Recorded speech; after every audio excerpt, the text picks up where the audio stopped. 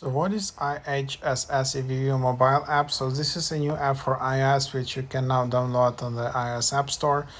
This is for California's in-home supportive services, and now you can manage all of this work just on the app, which can be convenient. So providers are guided step by step to choose a recipient they're working for if they would like to check in, check out, and select if they're in the home or in the community.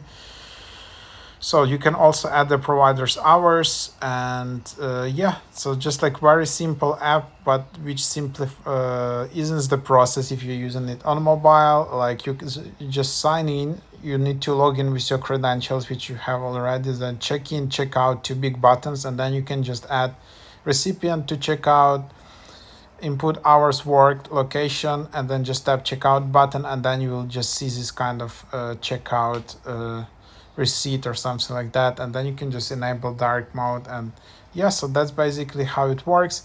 Just need to log in with your IHSS account.